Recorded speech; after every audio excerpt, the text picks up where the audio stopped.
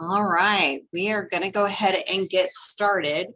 I know we only have a handful of people on here, which I'm kind of surprised because there were a lot of people signed up.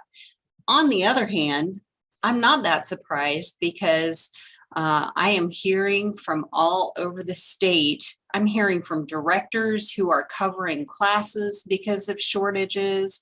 I'm hearing from school psychologists who are working all alone because they have no other school psychologists with them and have no diagnosticians. And I mean, things are crazy everywhere. So I appreciate those of you who are here taking the time out today to be here. We are recording, so this will get added to the playlist on the Padlet. And I think we had one other person come in. So I'm going to go ahead and post that Padlet link again. But we will put this recording here so that anybody else can watch this later. So my name is Angie McKinney. If we haven't met before, I'm a school psychologist and a consultant with the Indiana IEP Resource Center. I'm loving this series. This is right now the most favorite part of my job is working with this group and supporting this group because I get to be a little creative and look for new topics that I think can be helpful. And this is one in particular that I just was reading a book and it made so much sense to me to get into kind of a little bit into the weeds of, okay, we're doing all this stuff with students, whether it's within special education or whether it's supporting kids during the intervention process. And there's not a whole lot of guidance on, okay, when things aren't working, how do we make it better? How do we really dig in and try to find things that work? Because a lot of our students who are getting special education services, things aren't necessarily working. And that is super frustrating for the students, for the parents, for the teachers who are working their tails off to try and provide services and doing all this extra stuff, but not necessarily figuring out, well, why isn't this working and what could I do different? So again, you can find the handout on that first column of the Padlet. And every time that we do a new one of these trainings, we'll be adding that in there. And then I'll add the recording of the session into the playlist. So continue to look for those things as we kind of go throughout the year. Since we do have such a small group, please, feel free to unmute yourself and interrupt me with questions at any time throughout this next hour and a half. I know it's a short time, so we're going to cram as much as we can into this. So here's what I kind of envision this looking like. Starting out with just getting a sense of what exactly is data-based individualization. It's not a term that I had heard before. It's very straightforward in that it is what it says it is. It's using data to individualize things. But when might we really want to look at this approach? And we're going to talk through the process. And then I'm going to point you to some resources and we'll kind of wrap things up. Now, disclaimer, this is new to me. And because it's new to me, I am not the expert at all. I've tried to pull together as much as I can to put this in a usable format, but I don't want you to think that I've been out there doing this. It makes me want to go back to the schools so that I can do things better than I used to. But I'm definitely not the expert. So this is one definition that I found. Just a very systematic, so, step-by-step kind of method for taking assessment data to figure out when and how do we intensify interventions related to reading, math, and behavior. Now, that is not to say that you can apply this to writing or to, emotional regulation skills or, anything else, anything that we're doing. But this was just one thing that was put forward. But it's the idea of not just intensifying for the sake of intensifying to say, oh, well, we were at tier 2 and now we're going to tier 3. So we just have to do more of it, or we have to do it in a smaller group.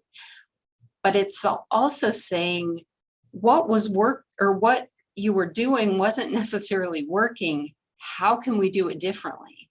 How can we take something that is shown to be pretty effective, but it's not been so effective with this student, and how can we make it better?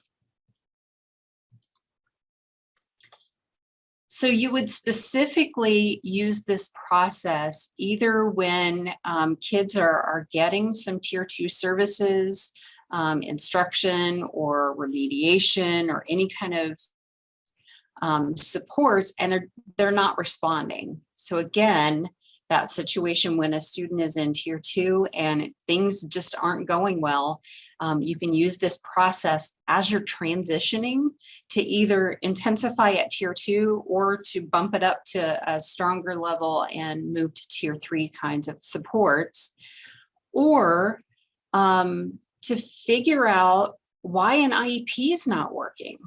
And this happens all the time. I mean, we have a meeting, at least one meeting on students every single year. And we get a lot of students that their goals from one year look very similar to the goals from last year because they didn't master those.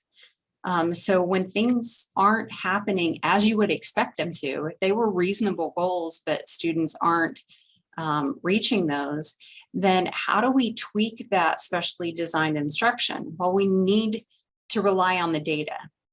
And I think a lot of times when we talk about data, we're just initially thinking, well, we look at the progress monitoring data to see, did we get there, did we not? But there's so much more that we can dig out of that data when we look at not just the number, right? So whether it's looking at reading fluency, looking at phonemic awareness, looking at behaviors that occur, whatever the data gives us, yes, a lot of those things come out with a single entity, a single number. But when we start looking at the actual results, for me to get a 78 on something and you to get a 78 on something, we didn't get all the same things right or wrong. So digging into that data can tell us a whole lot more about what we might want to do. So I found this when I was kind of digging through things, because in my training and the way that I train on multi-tiered system of support, when we talk about intervention intensity and moving up the triangle to more and more intensive tiers, then a lot of times what we say is, well, you can intensify an intervention based on smaller group.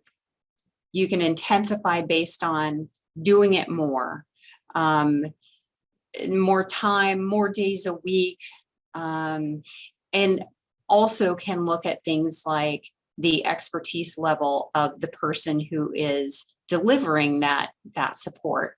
So, if I'm a parent helper providing some extra reading support versus a paraprofessional versus classroom teacher versus a reading specialist, there's a difference in how intense that support is. And the more expertise that someone has, the more likely that it's going to have a little bit more kick to it because they know how to make adjustments. But when I found this, I'm like, there's a lot more to it than that.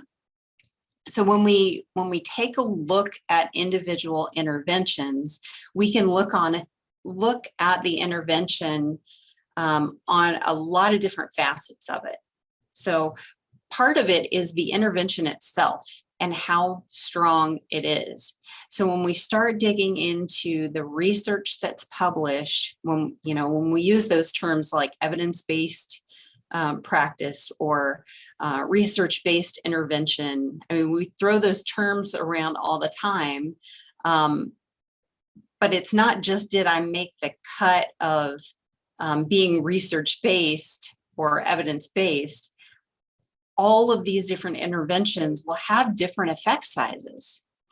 So if I have one that is known to produce, incredible effects versus one that, yes, it's research-based, but it only produces a smaller amount of effect, then that's a different dimension of intensity. It's just the strength of the intervention itself. It's kind of like the difference between taking an aspirin and taking a Z-Pak. Well, they're both good things, and they're designed to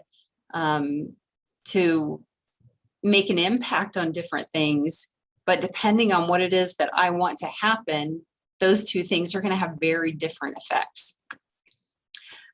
Dosage is more what we were talking about before. So has to do with things like frequency, the size of the group, how long we do the intervention, but it's not just about that.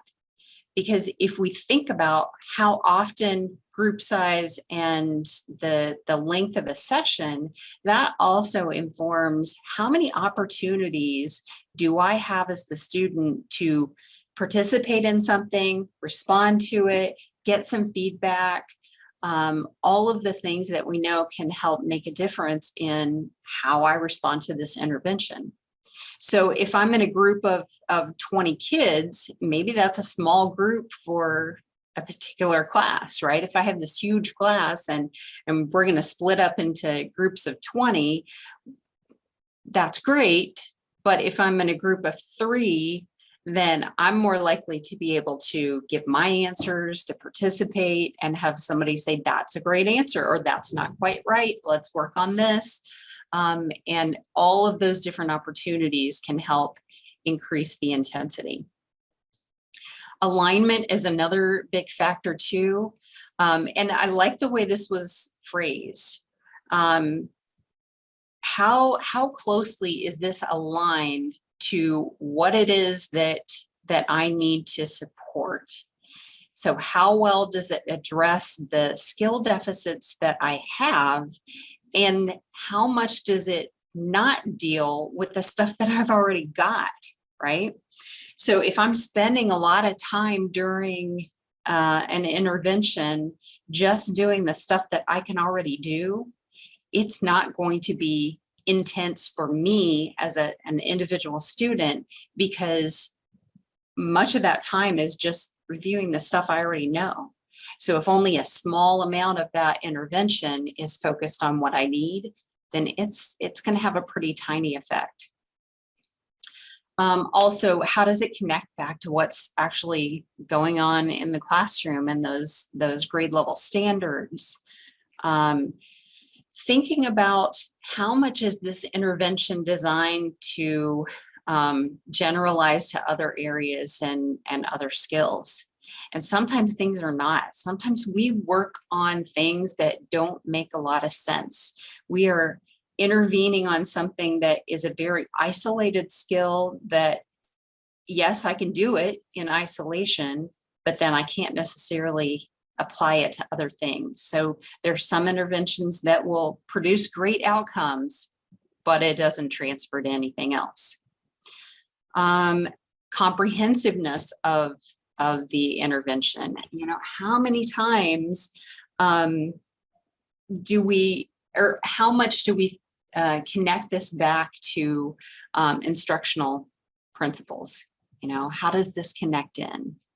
And then also, for a lot of our kids, there's such a big overlap between academics and behavior, and not behavior necessarily related to misbehavior, right? But looking at things like self-regulation and executive function skills, because, if you zip around your schools and look at some of the intervention groups going on, you're going to see some of the kids in those intervention groups that kind of derail the intensity of the whole group because of non-productive behavior that's happening. And then that last piece is that individualization, which is what we're really focused on today, is having a specific process for being able to individualize that intervention.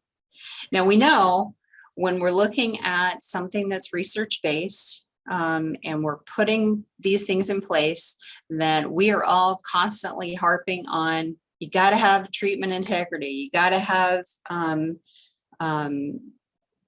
we have to always stick to the fidelity, right? But when we get to the point of we have tried it with fidelity, we tried it the way that the research shows it was effective, and it is not having the impact that we need for this student, then we are pretty much breaking fidelity at that point, because we're tweaking things. We're going more in that dynamic direction of saying, based on what the data is showing me, I've got to make things happen differently and see if this works. And that's okay to do, because then we're pushing back on fidelity, meaning if we decide that this intervention that was shown to be effective 3 times a week, 30 minutes following these steps, and we tweak it and we decide we need to do it 4 times a week for 45 minutes following these steps, and we're tweaking the steps a little bit, whatever we decided to do in that individualization, that's what we want to push to be, to look at the fidelity for, are we following this plan that we've come up with? Okay, so we're still looking at fidelity, but initially we're looking at fidelity more that we're applying it in the way that the research showed was effective. Hopefully that makes sense. If it doesn't, definitely interrupt me on that. Okay, so this is what the program kind of look, or the steps kind of look like. And I pulled a lot of this from this book, so Essentials of Intensive Intervention, and really fantastic book. And it mirrors a lot of what is on their website, and I'll show you the website here in just a minute. I do have 5 copies of this book. So when we're done, if you actually attended today in person, I have 5 copies that we just had sitting here at the office, and I'm just going to put the names into a random generator and pull 5 names from that and get your addresses and send those out to you. But it's really, it was really helpful to me to look at this graphic, even though it's a little squirrely, the way the arrows are kind of jumping around all over the place. But it helped me think more about how this process really works. So we're going to keep jumping back and forth to this graphic. But it's step 1 is you've got to have a good, solid program, right? That's been validated out there. It's research-based. It's shown to be effective, meaning we got to start with the good stuff. And we know we're starting with the good, or we should be starting with the good stuff at tier 1. But then when we say students aren't achieving or behaving or making progress in the way that we had hoped for all of our students, and we're laying down some tier 2 stuff, we've got to start with good stuff.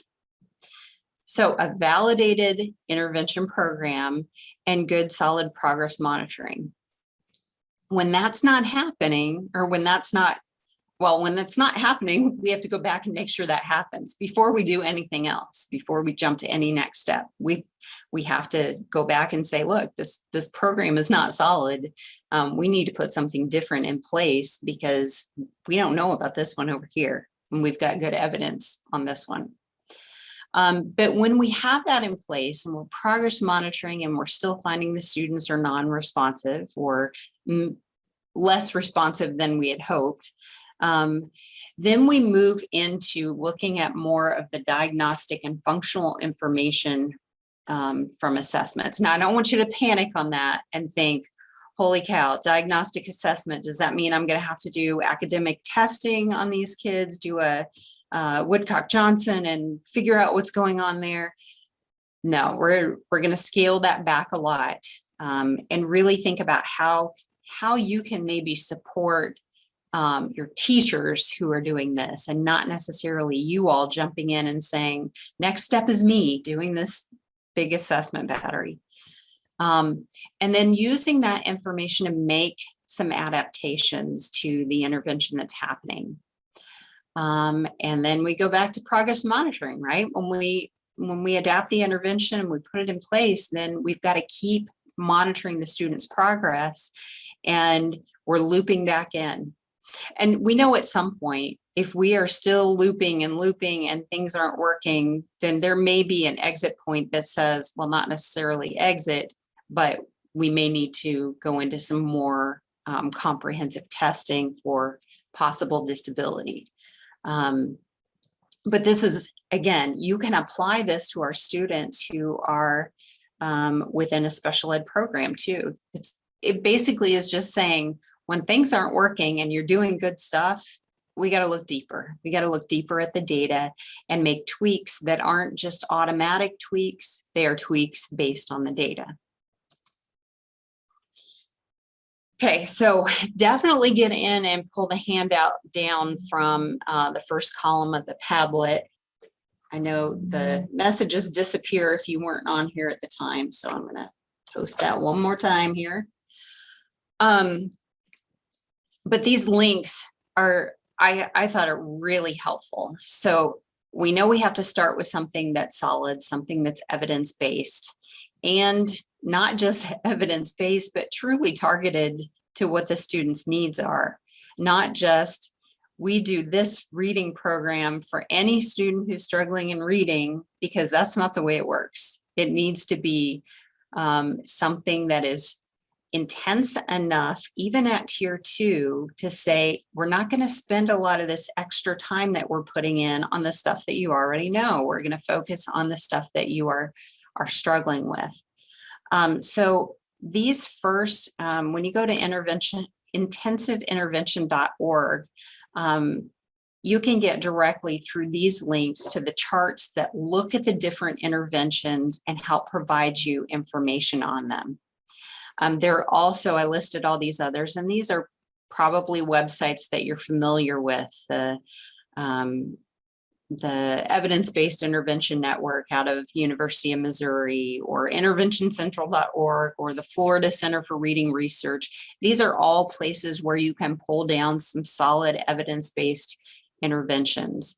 But at the intensiveintervention.org, you can really dig in harder to the background of the different programs that they review. So one of the things that we can do is when we're going through this process and we're talking about students who are truly, truly struggling, we want to see if we can find any evidence, and not all of them have it, with groups below the 20th percentile.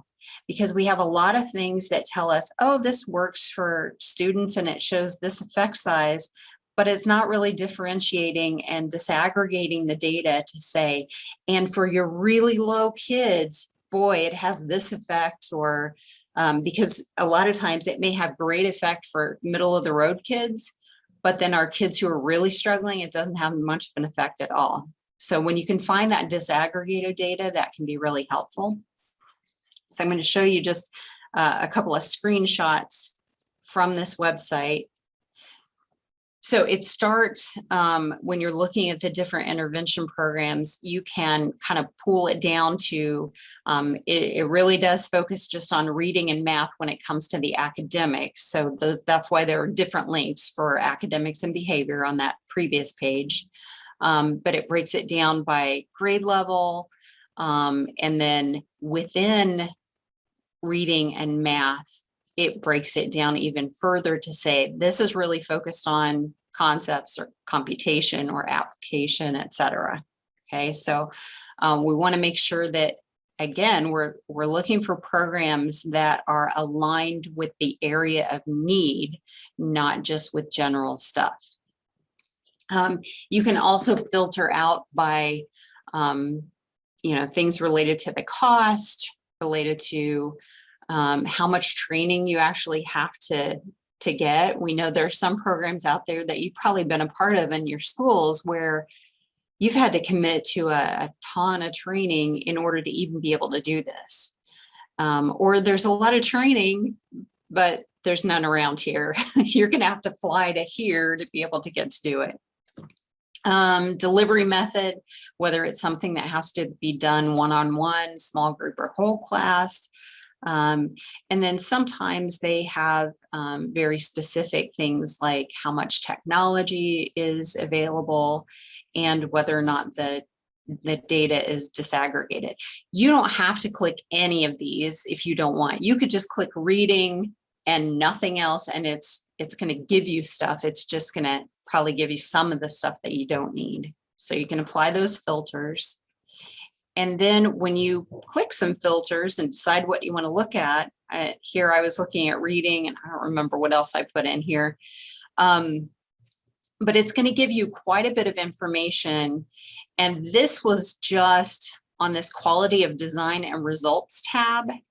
So you can click quality of other indicators, you can click intensity, you can click additional research, and it's going to give you more and more information. So at first, when you look at this, you think, okay, well, it gave me some stuff.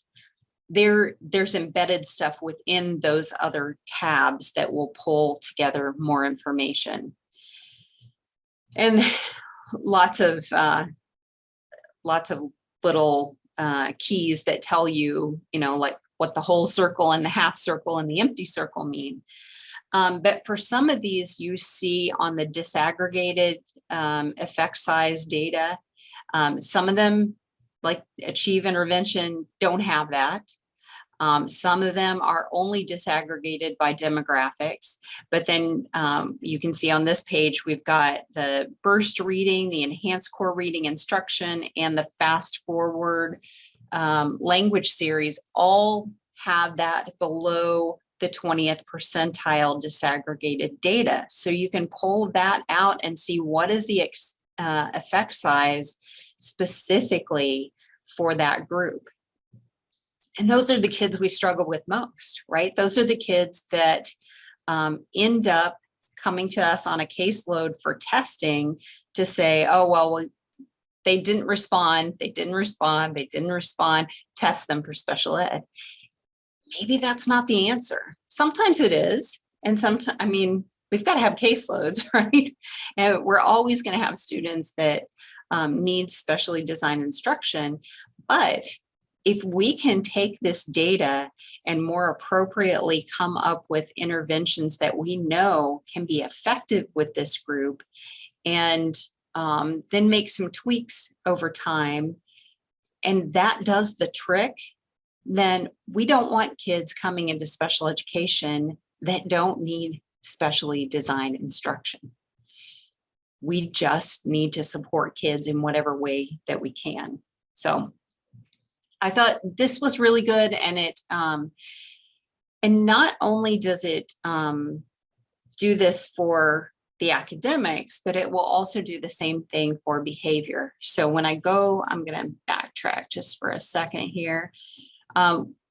This first link, it says A intervention, and that's looking at the academics. That was the page that you just saw. But again, then the second one, B intervention, that's looking at the behavior. So you can pull in whatever it is that you're looking for.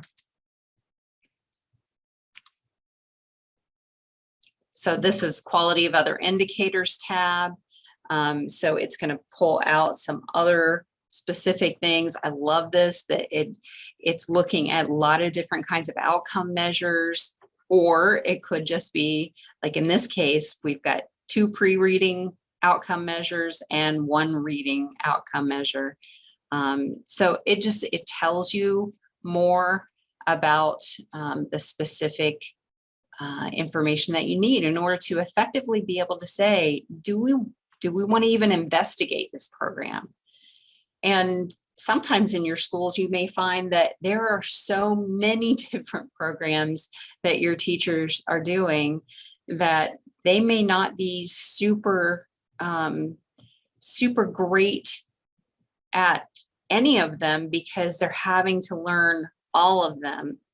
And, it's really hard to be a master of everything that you do. So you allocate your time to try to get as good as you can on all the things that you're expected to do. But sometimes we have too much going on. And sometimes we have a lot of things going on in schools that when you start digging into this research, you find that even the research says it wasn't going to have much of an effect.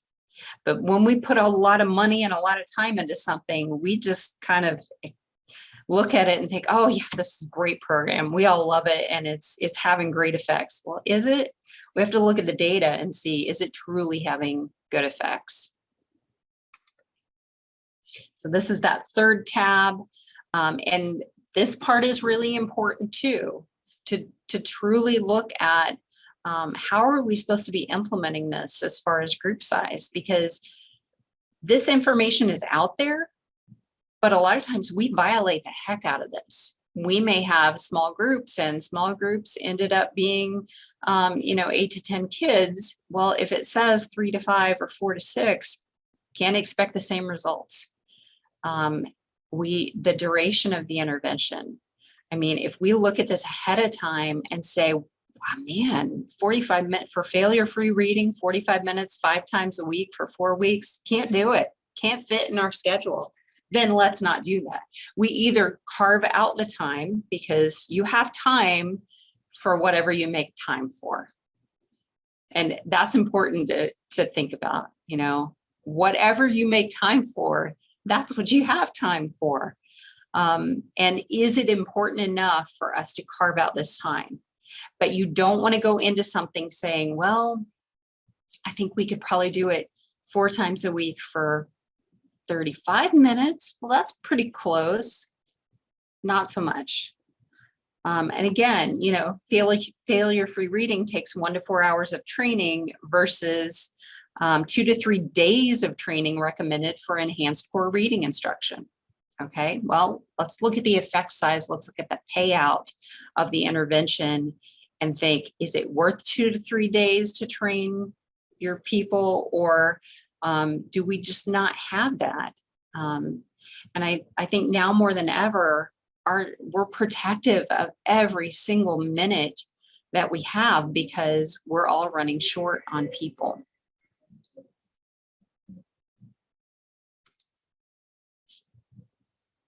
All right, so investigate that. I mean, get into those websites, play around, look at the stuff. I would start with the stuff that you already have going on in your schools and dig into it and just find out, is this stuff that we're doing, is it good stuff, or is it stuff that somebody got talked into buying and now we're stuck with it and we're doing it?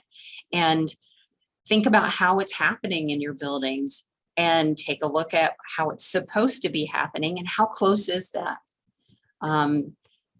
Because that tells us more about when we get that progress monitoring, is it truly that the kid is not responding, or is it that we aren't doing things quite right? And that's why they are probably not responding. Okay, so the next piece is looking at that progress monitoring piece. Excuse me. So we're constantly analyzing that progress monitoring data that we get, but it is incredibly important that we're using good stuff. So we've got to use measures for progress monitoring that are both reliable, so they're going to hold up over time, and they're valid. They're actually measuring what we think they're supposed to be measuring. And then that they're things that we can repeat, right? So we know we can't use things like iLearn for progress monitoring because it's that one time and we're not going to be able to repeat it over time. And usually what good progress monitoring tools do is allow you to see little teeny tiny changes over time. So what you don't want to have a progress monitoring measure that even if I get, if I increase in this skill but not in anything else, your overall score is not even going to tell me that. It's not going to tell me whether or not I made progress, because I need to see those small increments of change within a progress monitoring measure. We're going to be looking at where we started, so that baseline data. We have to have some sort of a goal for where we're heading, so that we can look at the progress from where we started and where we're heading towards that goal, and the trends along the way. All of our kids have those ups and downs too.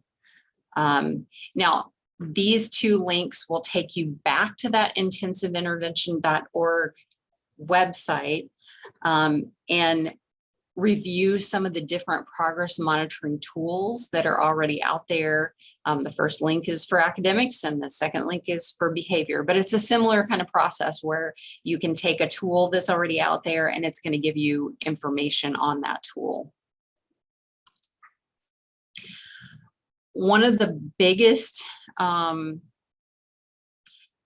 guess, misuses of progress monitoring tools that I see out there is not lining up all of your pieces and parts when providing interventions or instruction. So when we look at whether it's intervention within like an MTSS kind of framework, or whether it's support in the sense of a student who's receiving specially designed instruction, we start with what is the area it is that we're concerned about. And then we've got to make sure that we target that intervention specifically to that. Again, not something global, but looking more at here's what I'm concerned about. So now I'm going to do something that spends most of its time focused on that particular skill. But then we have to align the progress monitoring measure to that as well. So again, you don't want to be using any progress monitoring tool that is like a global outcome type of measure. Like, I don't want something that tells me about overall reading, overall math, overall behavior.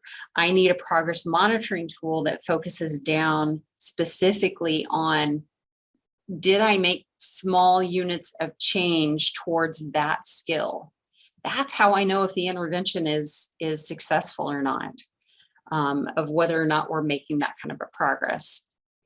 So there's not a lot of magic to this other than taking a look at the measure and saying, okay, number one, is it short and sweet, right? We don't want to have any sort of progress monitoring that is taking up a lot of time, because number one, the student doesn't have time. They're already getting extra support, so they're missing something to get that extra support. They don't need to spend a lot of time in testing kinds of situations. We don't have the time to be able to do this, and your teachers don't have the time. So short and sweet.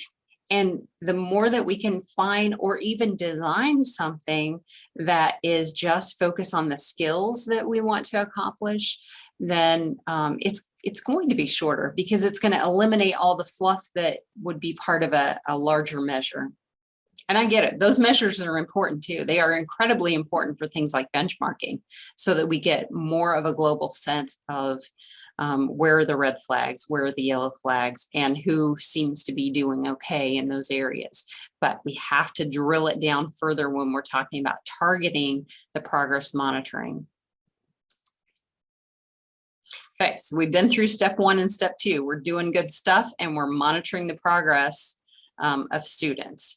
And again, when we've got responsive students, then we either keep doing what we're doing, or sometimes we back it down, or we move on to a different area to focus on, because some of our kids, we can't focus on everything at once.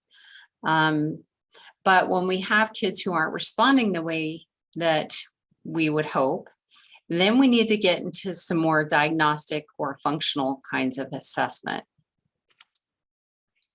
So when we do that, we're looking for some reasons behind things. So why is the student not responding? It's not just are they not, but we're looking for the whys behind this. So it may be that during any of the pull out instructional and intervention support that this kid's not focused for whatever reason. Especially, you know, when we get kids that we pulled them out of art class to give this extra support, and man, art is my best area and I don't want to do your stuff, right? I mean, that happens because we're always looking at where can we pull kids that we think is going to have the least impact. Well, when you pull them out of something fun, we know that's going to have some impact. Or when we pull them out of something that they don't necessarily like, but they were successful with, there may be some negative consequences of that. Or it may be, I'm in a group with two of my best friends and I don't want them to see that I don't get this, so I just don't participate. Or kids that I don't get along with. Or maybe the group's too big, the group's too small, you know, that there could be lots and lots of reasons for why they're not responding. It may be that this program just doesn't click with me. When we're doing diagnostic assessment, you can use formal measures, but you can also use a lot of informal measures or take a deep dive into the progress monitoring that you have and analyze it more thoroughly. We're looking for the student's strengths and weaknesses in how they perform. The idea is to, even though we have taken an intervention or instructional practice that is targeted toward my area of need, so let's say phonemic awareness, okay? That's my area of need. We've got an intervention that's shown to hammer in on that and make some impact. We've been doing that. It's not really working. Well, within phonemic awareness, there are tons of individual skills. And so the idea is to take information from this data and dig into, okay, what within phonemic awareness do I already have? So we need to stop focusing on that. And what are the things that I really need to get next so that I can make improvements with everything else? They really are designed to be quick assessments. So no Woodcock-Johnsons, no KTEAs, don't go there yet. We're not at that point. So some of the things that you can do are looking at existing work samples or existing progress monitoring. And these are just, you know, a couple of really quick examples. And so if you've got a kid and you see this kind of data, well, they're getting things wrong, right? But they're getting things wrong differently. So if I'm kid A, or there's no A, sorry. If I'm the kid who completed problems in the first column, then I'm making different kinds of errors, right? So when you look here, even if you're not a math person, and I added 8 plus 8 and it's 16, but I forget to carry the 1, right? So then my next column is wrong. But otherwise, I've got this correctly or done correctly. In this case, 8 plus 8, somehow I ended up with the 7, but I carried the 1. So it's a different kind of error. Forgetting to carry your 1 and saying 8 plus 8 is 17 is a different error, different error. And then over here, we've got the kid who does 8 plus 8 is 16, right here. 5 plus 4 is 9. 0 plus 1 is 1, and 3 plus 1 is 4. Very different problem. And I think that's what we tend to do, is not look at this stuff, right? We tend to say, wrong, wrong, wrong. They need support with math calculation. But that's not necessarily the case. The support that the first kid needs and the second kid needs and the third kid needs may be different if I'm seeing these problems consistently, right? So it's not a one problem kind of assessment.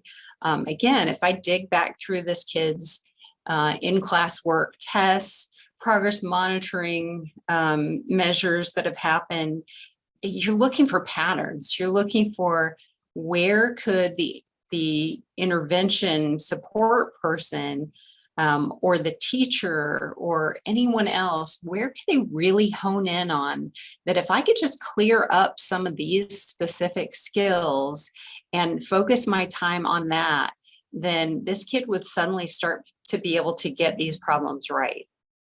So again, the second row is, similar kinds of things. They're all different kinds of errors.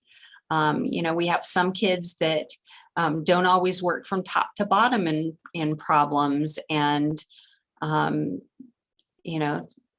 make different kinds of errors. There are some kids, like this kid in the second column on the subtraction problem, that added, this isn't a math problem. This is a paying attention to the sign problem, but they still came out with the same score on this assessment.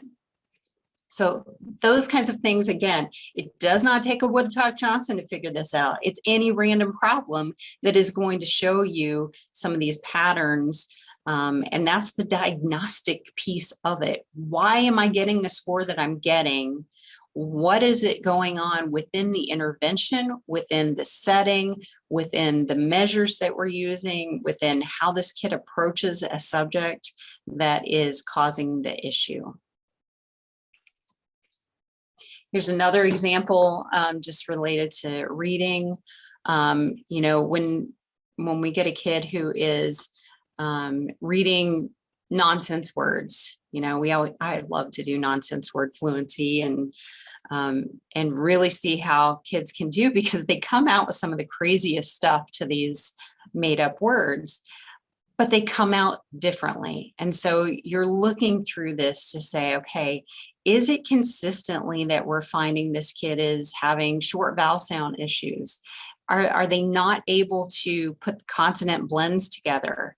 We're using all that really basic decoding skills kind of information that we've got and trying to find out where the issues are. So again, it may not be that this kid needs a particular session-based program. It may be that we need to spend more time using the techniques from a program, but focusing on certain sounds, certain things that they're just not able to put together correctly. But this kid only got one right? You could get the same score, but have very, very different kinds of errors. And then, when we're looking at things like behavior too, I don't remember whether I have a slide on this. I do not. So when we're looking at behavior and we talk about doing a more functional behavioral assessment, this could be the point of really doing a more comprehensive functional behavioral assessment, or it could just be analyzing, having a good discussion about the behaviors in general. So this kid's not able to regulate. Well, what are the things leading up to this? And are they getting through part of the steps that we're teaching them to regulate themselves and then they kind of give up? Or can they not even get started? Can they not recognize when they need to put something in place? Where's the breakdown happening that in the end, our answer is did not regulate on, these 5 occasions during the day? Well, if kid A just had complete meltdowns every single time, kid B would start to regulate and get partway through the process and then get frustrated and give up. These are different issues. These are different kids. And having that good information makes more sense to say, now what are we going to do with this stuff, as opposed to what happens in a lot of schools, which is we tried this, it didn't work, please test them. Please test them and get them in a program for students with emotional disabilities or students with learning disabilities or things like that. Okay, so now that next piece is we have the data. So we have all the progress monitoring data, but now we also have dug into any of the data we have to look at it in a more diagnostic or functional way. And now we've got to make some adaptations. So we want to make sure that we're using this data to make the adaptations rather than using an automatic process. And I've seen this in a lot of schools where, well, at tier 2, we do 3 days a week for 30 minutes. If that doesn't work, we do 4 days a week for 40 minutes in a smaller group. That's not necessarily going to work either. It might, and for a chunk of our students, it might. But if we use the data to say, here's what I found, here's what I think is going on, now let's tweak things based on the data that we have. So you may be tweaking the dosage, you may be tweaking the amount of time, the number of sessions, the size of the group. We may need to tweak the learning environment so that may be that this kid, when they have to be pulled out into a different room, and in a lot of cases, schools are utilizing their special education staff to say, we're going to have them also do some groups with students who aren't identified. And that's fine. That's okay to do under regulations. But for some kids, especially at certain ages, if you ask me to go into that room, I'm not doing anything for you. I'm not working. So it may be that we need to think about, is being in that learning environment or being in that environment where we were going to provide something not going to be a good match. And on the flip side, we have some students that we try to do some interventions and supports in with everybody else, and they don't want that. They don't want to be, have eyes on them within a classroom being part of a group. So, maybe the back hall or maybe a different room, whether it's a special ed room or a closet or another gen ed room when we're swapping bodies to get interventions in different places. But the learning environment could be part of that. The group size definitely can help that, or the group makeup can be part of that, or even the relationship between the instructor and the kid. Sometimes we also need to think about, are there specific strategies that we need to pull together with that academic learning? And that really comes in when we're talking about, okay, I can teach you a program. We can work on your math calculation skills in this group, and we can follow this program. But you're also a kid who struggles with working memory, or struggles with executive functioning skills, or getting organized, or things like that. And if that is the case, then I may need to work in some supports for that along with the existing intervention to help you have it make sense, to help it be more effective. So this is where we're really individualizing things, because it's not just a group of kids who are now getting tier 3 services or upper tier 2 services or special education services. It is, you have this need and you need more intensity. How can I tweak it for you? And sometimes that can be done even within a group of 3, 4, 5 students who have different needs, and I can be differentiating and individualizing within that small group to combine different strategies. And most of the time, if you have working memory problems and you and I sit down together in a group to learn something, and they're teaching you some strategies for that along with the content that we're learning, it's not going to hurt me. It's probably going to help me as well, even though that isn't necessarily one of the areas that I struggled as much with, but it may help me to learn things differently within that group. You can modify the delivery of instruction too. Again, it may be that this program was shown to be effective at 45 minutes, 4 days a week, but this kid's specific attention span length is so much shorter than that. And so we may do, 2 sessions every day that are 15 minutes long. And yes, that is not the same as what the research showed, but we were doing it the way the research showed, and it wasn't working as well as we wanted. So now we got to think about the kid, and we've got to modify it.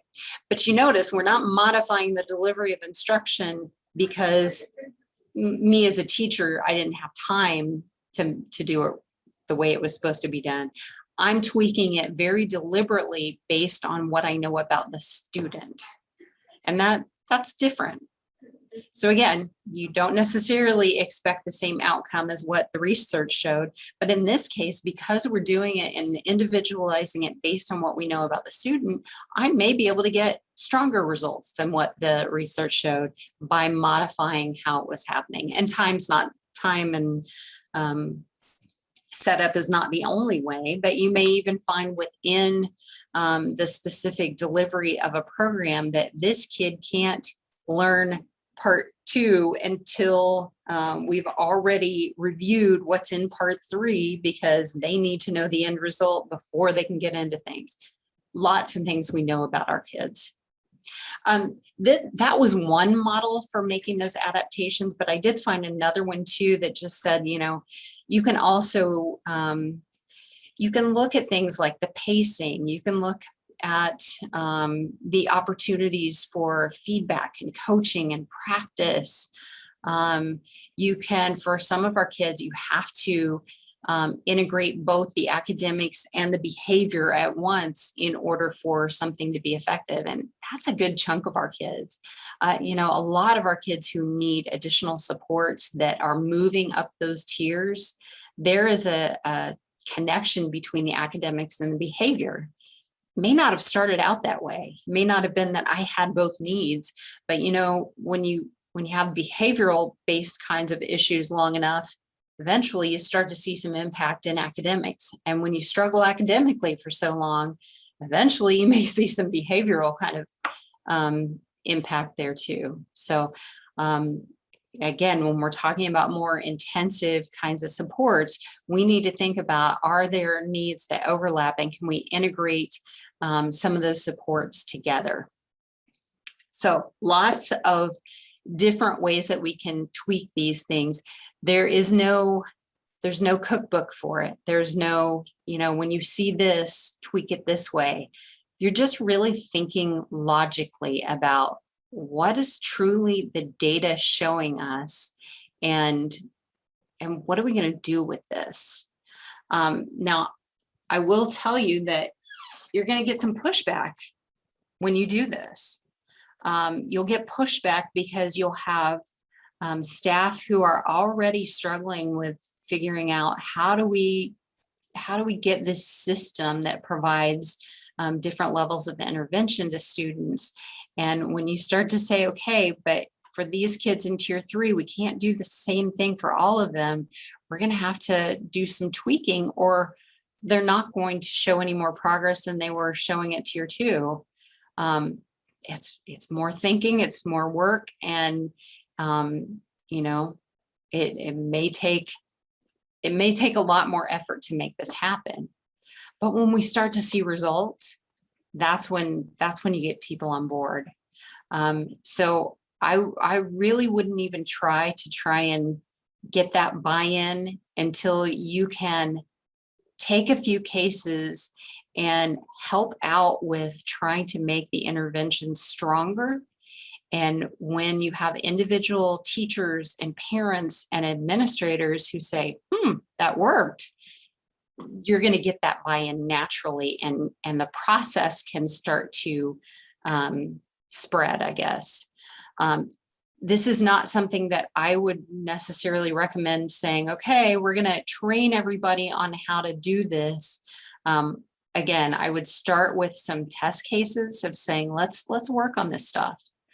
or applying this to, some of your kids with either on your caseload, if you have a caseload as well, or with a special ed teacher or a speech pathologist or somebody that you are working closely with, and just say, do you have any kids that just aren't picking up what you're laying down, and taking the same kind of thinking and running them through this process. So in this case,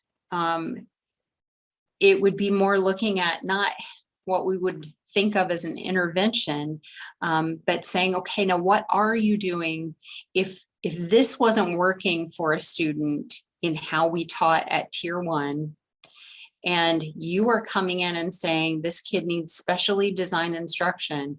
Well, number one, the specially designed instruction needs to go back to thinking of that thinking of it needs to be evidence-based. It needs to be something that has been shown to work. And it's even more important at that point that we try to look at the data for that lowest percentile group of kids, so that we can see, is this really an appropriate thing to be doing? If we're going to spend this extra time, effort, manpower to support this student through the IEP, it can't just be the same amount of time, but with another person in another room doing the same stuff. It needs to be different. If it's not really specially designed instruction, but you're still taking them through the same process to say, let's look at their data, let's look at their skills and see where is the breakdown, because we don't often do that. And I'm guilty of that as well. I do some college teaching, and what I see at the end is how many points you got on an assignment, how many points you got on a test. And I think looking back to say, okay, let me really analyze and see, what are people missing? Where do I need to modify my delivery of a lecture so that they get this better than they got it before? How can I change it in the future? It's all about analyzing that data. Okay, so we have adapted the intervention and put that into place. And there's no, it needs to be this many weeks or anything like that. We're just saying we're doing some stuff that we have tweaked based on good data, and we put it into place. And next step is progress monitoring again, right? So same slide as before. There's nothing different on here. We're looking at the progress monitoring data. Now, we can still, within that progress monitoring data, start to look at, okay, the stuff that we analyzed when we were looking at it through a more diagnostic way, are we clearing up some of that stuff? Are we making, we can look at the overall number of a progress monitoring piece of data, but we can also dig into, are they making the same errors? Are they making improvements? What are they really good at? So again, let's spend less time working on the stuff that they've got and go back to focusing on the stuff that they're struggling with. So why is it important to go through this whole process? Well, number one, what we were doing wasn't working. I mean, that's really the bottom line is, if you were to start counting up the minutes that we put into interventions, special education,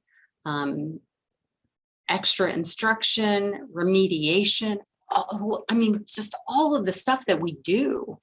If you start adding up those minutes and then tying them to dollars that are used as far as man hours, that's a ton of stuff. And if it's not giving us the outcome we're looking for, we have to do something different. I mean, ethically, we are obligated to make changes when things aren't working. It's part of this is about really using that time and resource in a way that's going to pay off more. and making sure that we don't keep doing what we know that we don't focus on what the kid already knows. I mean, that's a really important piece. It helps us to streamline those interventions to a new level to say, you know what, it would make more sense for me to only pull this kid for 10 minutes individually and focus on these very specific skills than it would for them to be in a group setting 30 minutes 4 times a week, where the part of their time is focused on their skills and part of the time is focused on stuff that they don't need. So it just focuses our effort even more when we get to this level. And ultimately, we're looking for an increased rate of progress for the student. That's why we do what we do. We're always looking to make things better and try to make those improvements and really get good data.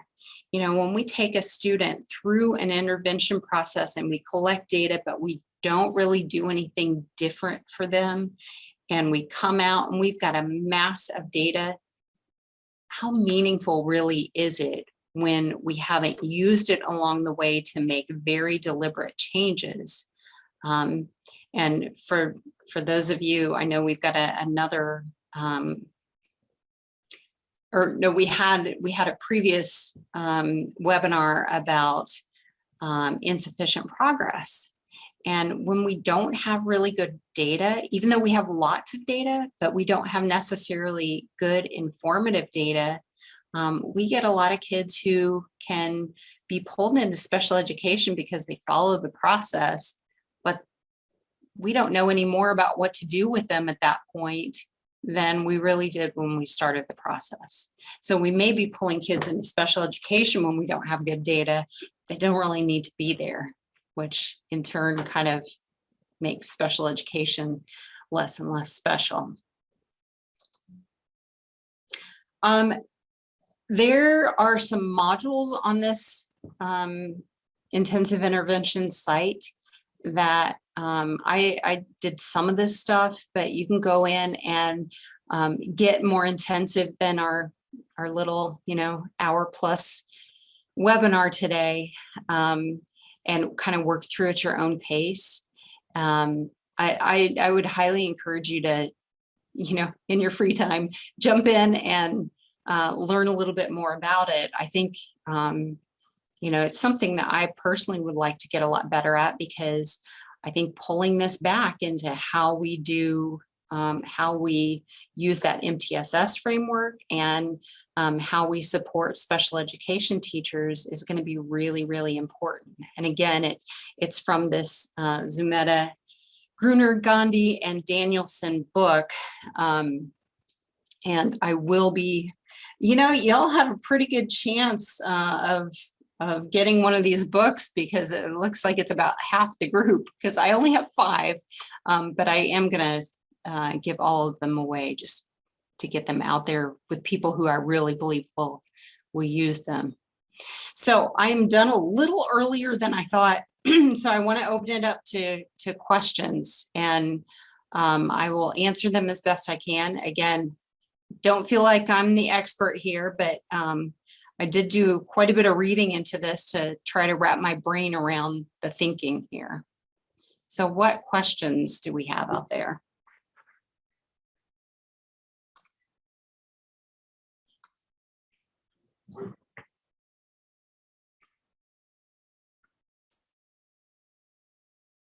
And you're welcome, if you had a question, you're welcome to just unmute things too.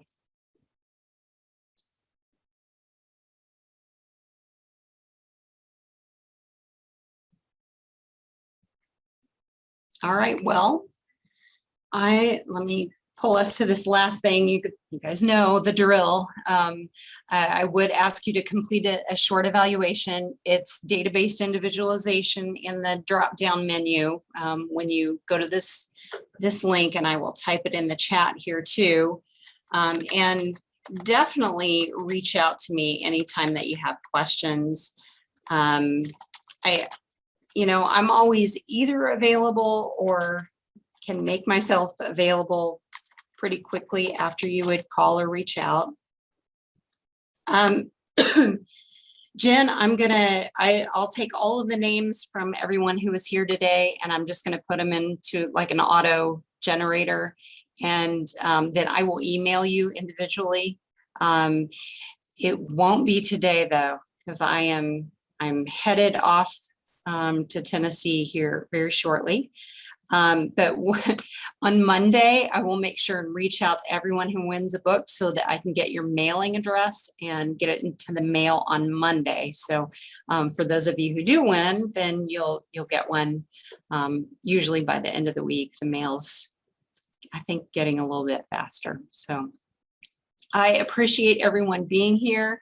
And remember that if you want to be part of the virtual office hours for diagnosticians, we had another session yesterday. We do it the second Thursday of the month. If you did not get registered and you want to, just shoot me an email and I will, I'll send you the link to register. But, you know, we only had one person on for a short time yesterday. So just anytime you want to come and just talk about things, that's all it is. It's not training sessions. It is just strictly come and throw out your ideas or ask your questions or anything like that. Jen, if you go to the Padlet, in the second column of the Padlet is where the playlist is for all the previous webinars that we've done in this series. Some of them have been things that we've recorded from the live sessions. When we first started, we did quite a few of them, and then I realized I haven't been recording these, so I just re-recorded kind of a short version without questions or anything, but every one of them is on there. And yes, let's see if I can put this on here one more time. There's the Padlet link. Bookmark the Padlet link, definitely, because new stuff comes on there all the time. If you are not part of the distribution list that is getting emails from me, which I don't send them out very often, but I send them out whenever we're doing a new webinar in this series, and I only send them to this group, to those of you who are here, because, or not here, but those of you in the diagnostician distribution list, just because I don't want to have trainings flooded with necessarily other people. This is kind of a specialized just for this group of people. So you can email me and just have me add your email to the list, or to be taken off the list, either one, if you don't want to be there. And I know some people have switched districts over the summer and things like that. So if there are any changes, just let me know. But I appreciate everyone coming, and have a great week or weekend. Yes.